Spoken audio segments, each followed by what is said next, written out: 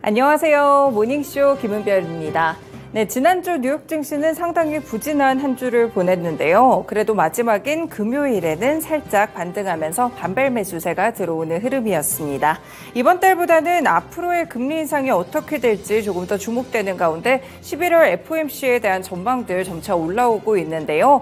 이제는 베이비 스텝을 밟을 수도 있을 것이다라는 전망들이 점차 높아지는 가운데 이번 달에도 또 이번 주에도 주목해 볼 만한 지표들이 많습니다. 네, 일단 먼저 이번 주에는 두 가지를 살펴보실 수 있겠는데요. 먼저 첫 번째로는 CPI입니다. 연준이 물가 지표에 대해서 상당히 민감하게 반응하는 가운데 과연 지난달 CPI는 어느 정도의 수치로 나오게 될지 살펴보셔야겠고요.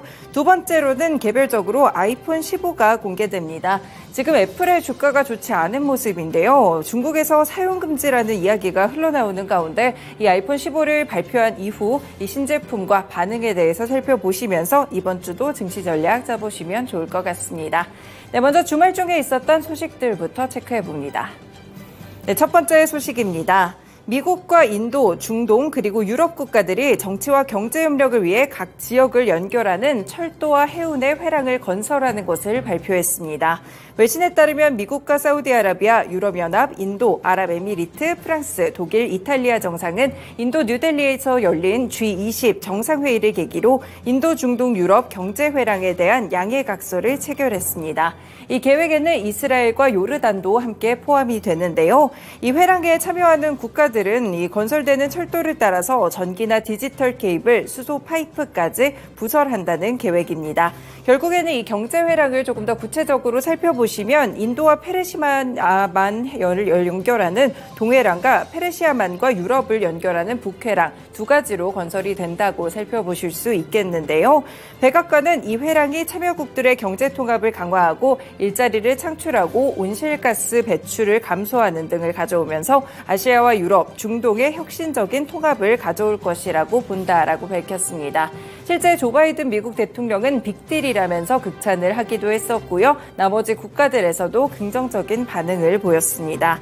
일단 외신에 따르면 이 회랑이 중국의 인프라 프로그램에 대한 물리적이고 이념적인 대응안이 될 것이다라는 분석이 나오고 있는데요. 실제 중국이 자국과 중앙아시아와 유럽을 연결하는 1대1로를 구상하고 있는 가운데 이 미국과 다른 국가들이 이 회랑에 대해서 또 양해각서를 체결을 했기 때문에 이에 대한 대응 포인트도 함께 살펴보실 수 있겠습니다. 네, 두 번째 소식도 살펴봅니다.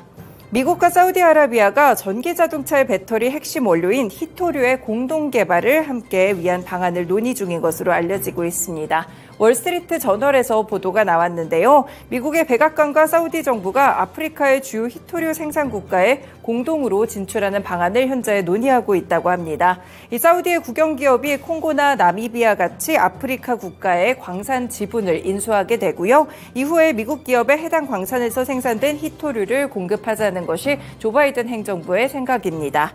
중국이 세계 히토류 시장을 장악하고 있는 가운데 직접 아프리카 국가에 진출해서 광산을 개발하겠다라고 원래는 미국에서 이런 식으로 추진을 했었는데요. 다만 이 과정 속에서 현지 정부의 부패라든지 각종 이유 때문에 벽에 부딪힌 경우가 적지 않았습니다. 그래서 이렇게 사우디와의 협력을 통해서 히토류를 확보하는 방안에 나선 것이라고 보실 수 있겠습니다.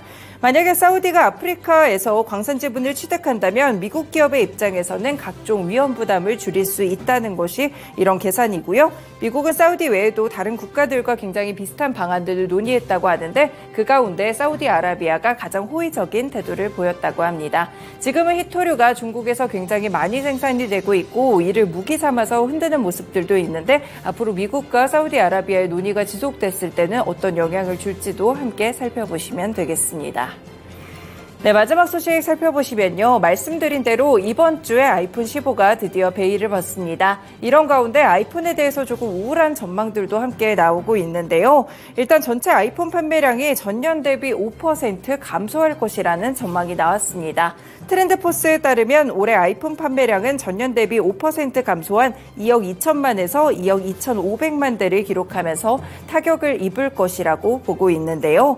트렌드포스에서는 스마트폰 시장이 침체되는 것 그리고 화웨이가 시장에 복귀했다는 점 두 가지를 아이폰 판매 감소 원인으로 꼽았습니다.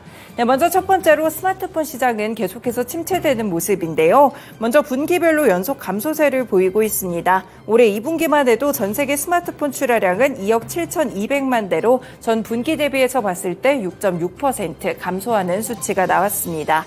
네, 그리고 두 번째로 화웨이의 등장인데요. 이번에 신형 스마트폰인 메이트 60 프로를 출시했습니다. 원래 화웨이 스마트폰 판매량도 해마다 감소하는 상황 속에서 칠라루 공장으로 제작한 AP를 장착해 고성능 스마트폰을 내놓았기 때문에 시장 판도에도 어느 정도 변화가 예상되고 있는데요. 그리고 지난주에 상당히 중요한 소식이었죠. 중국 당국이 아이폰 금지령을 국영기업으로 확대할 방침이라는 소식 역시나 아이폰 판매량에 영향을 줄 수 있다는 보도가 나오고 있습니다. 다만 신제품인 아이폰 15의 출하량은 증가할 것으로 봤는데요. 지금 최대 6배 광학줌을 가지고 있는 렌즈를 탑재한 프로맥스 모델의 인기에 힘입어서 아이폰 15 시리즈의 생산량은 전년 대비 6% 증가하면서 8천만 대에 달할 것이라고 보고 있습니다. 네, 이제 12일에 발표하니까 얼마 남지 않았습니다. 아이폰 15의 출하량 어떻게 될지 이 부분까지 함께 체크해 보시면 좋을 것 같습니다.